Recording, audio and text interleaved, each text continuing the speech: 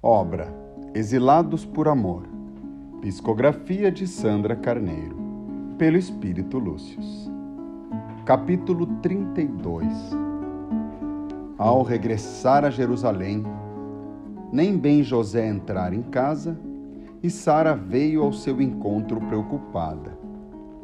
Atrasou-se José. Nós o esperávamos há dias. O que houve? Tive que parar em Cafarnaum a pedido de Pilatos. E por quê? Queria que eu te visitasse alguns negociantes para tratar de assuntos pessoais dele. Aparentemente distraída, ela se calou por instantes. Depois, como a se lembrar de algo, disse: "O Sinédrio se reunirá hoje." Hoje? O que aconteceu? Não temos nenhuma reunião marcada, a não ser dentro de algumas semanas. Trata-se de uma reunião especial. Foi convocada às pressas. E sabe por quê? É sobre o tal Jesus de Nazaré. Parece que esse homem está criando problemas. Querem discutir sobre ele. Já ouviu falar nele, não é? Claro, muito se tem falado a respeito de Jesus. E o que sabe sobre ele?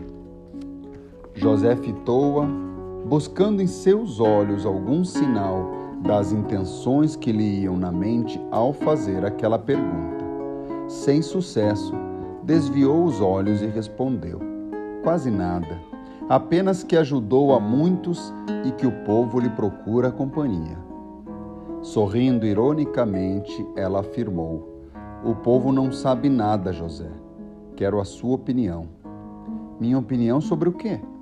"Sobre esse tal Jesus. O que pensa dele?" José custou um pouco a responder, hesitante. "Não sei nada sobre ele, Sara, além do que já lhe disse. Não tenho opinião formada." E antes que a mulher fizesse mais perguntas, foi ele quem indagou: "A que horas deverei estar no Sinédrio?" "A reunião já deve estar começando. É bom se apressar." Ele encerrou imediatamente a conversa e entrou pelo corredor da mansão, seguindo na direção do quarto, enquanto dizia à esposa: "Vou trocar-me e logo sairei para juntar-me aos demais membros do Sinédrio.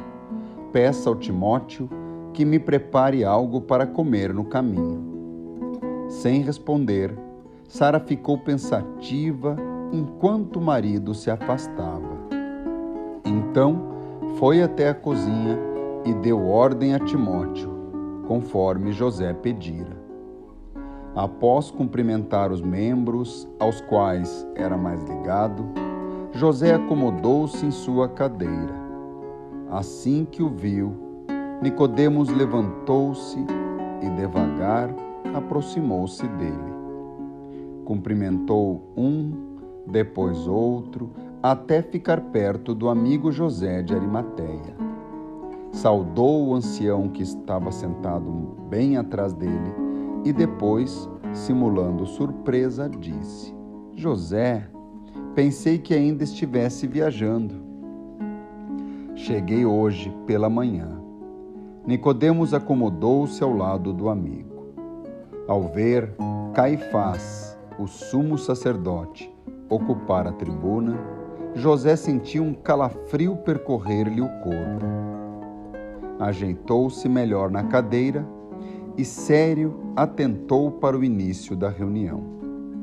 Jesus começava a incomodar muito as autoridades religiosas de Jerusalém. Aquela seria a primeira de muitas outras reuniões que se realizariam em torno de seus atos e palavras. Com o passar dos dias, crescia o número de doentes que eram curados por ele. Cegos, paralíticos, mudos, surdos de nascença, leprosos. Muitos começaram a vir de longe para vê-lo, e os doutores da lei, os escribas e os sacerdotes de Jerusalém sentiam-se mais e mais ultrajados com seus atos. Durante essas discussões acaloradas entre seus companheiros do Sinédrio, em geral, José de Arimateia permanecia calado.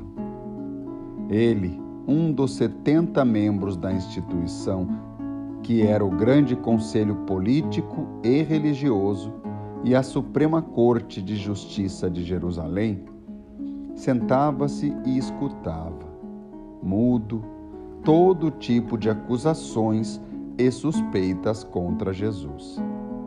Ele sabia que eram ataques infundados. Conhecia as mensagens amorosas do Mestre e sabia que eram verdadeiras. Não obstante, sentia-se constrangido diante dos demais e, na maioria das vezes, não dizia nada. Raramente, quando tinha oportunidade, levantava-se e questionava as acusações, tentando fazer os outros refletirem melhor sobre o que estava por trás daqueles ensinamentos. Sugeria então: ilustres companheiros, não seria conveniente enviarmos um grupo para ouvi-lo e avaliar-lhe melhor as intenções? Era sempre automaticamente repelido. Algumas vezes, estabelecia-se um burburinho entre os participantes da Assembleia e Caifás, o sumo sacerdote, intervinha. Silêncio. Senhores, não acho necessário enviarmos ninguém para ouvir-lhe as blasfêmias. Esse homem está instigando o povo contra Roma e ainda nos trará problemas. E as reuniões seguiam infindáveis, às vezes noite adentro, discutindo o comportamento de Jesus. José se calava. Normalmente saía dali cansado e abatido. Voltava para casa desalentado. Sentia que deveria ter sido mais enfático, mais firme na defesa de Jesus, mas não conseguia fazê-lo. Receava muito as consequências que poderiam atingi-lo se demonstrasse explicitamente a simpatia pelo Nazareno. Antes do início de cada reunião, ele prometia a si próprio que daquela vez exporia seu ponto de vista e falaria em defesa de Jesus. Porém, quando a ocasião se apresentava, de novo, ele se sentia acuado pelos outros e silenciava. Naquela tarde, terminada mais uma das reuniões, cujo tema invariável eram acusações a Jesus de Nazaré, ele voltou para casa devagar, triste e acabrunhado. À noite, revirava-se de um lado ao outro na cama, sem poder dormir. Levantou-se e caminhou até o alpendre, de onde se tinha uma bela vista do céu estrelado. Olhou ao seu redor, observando o vento movendo as folhas das árvores, e ficou imaginando o que aconteceria com sua vida se ele ousasse erguer-se com firmeza em meio à próxima reunião em defender Jesus. Outra vez, o gelo de um calafrio percorreu-lhe o corpo. Sentia medo. Já era madrugada quando, vencido pelo cansaço, ele conseguiu adormecer. Assim que seu corpo denso entregou-se ao sono reparador, seu corpo espiritual desprendeu-se atordoado. Ouviu então uma voz suave e terna: Sente-se, José, ainda está tonto. Ele viu a luminosa figura à sua frente e ajoelhou-se, exclamando impressionado: Meu Deus, é um anjo do Senhor que vai me punir. Estendendo os braços e erguendo-o suavemente, aquele ser falou: Acalme-se, José, ninguém vai puni-lo a não ser você mesmo.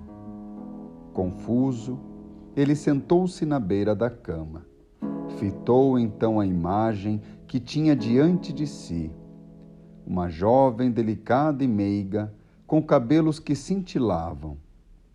Os olhos e o coração emitiam luz tão forte que ele mal podia olhar. Então perguntou: quem é você? É uma enviada do Altíssimo? Sim, José, sou enviada de Deus, mas não tenha medo, quero ajudá-lo. Primeiro precisa se acalmar.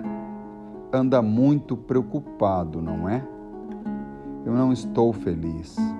Eu sei, nem poderia estar, José. O que estão fazendo com Jesus é muito injusto.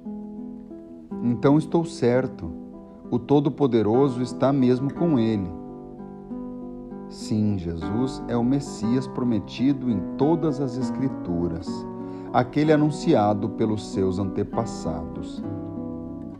Eu sabia, pelas suas palavras plenas de sabedoria e entendimento, amor e misericórdia, eu o reconheci. Todavia, nem todos os aceitam, não é? Acho que muitos ainda não o reconheceram.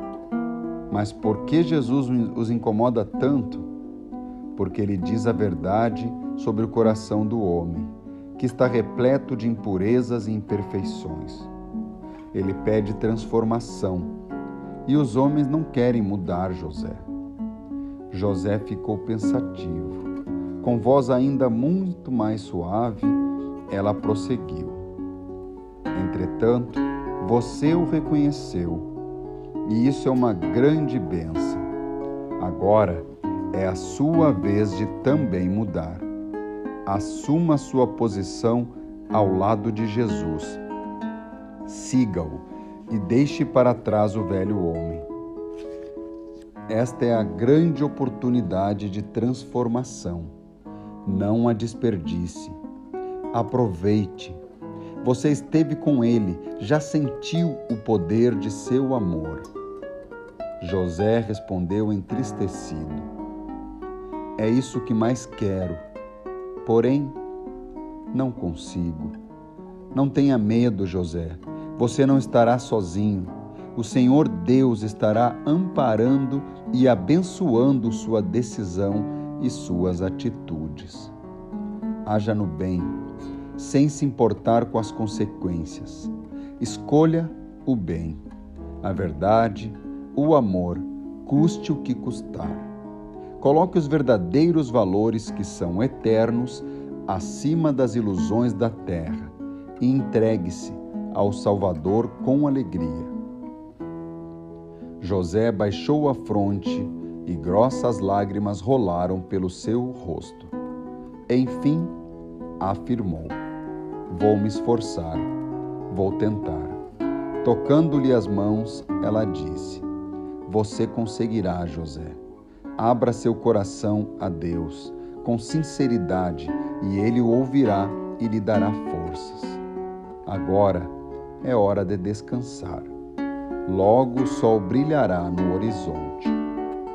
José fitou-a nos olhos e perguntou: qual é o seu nome? Elvira.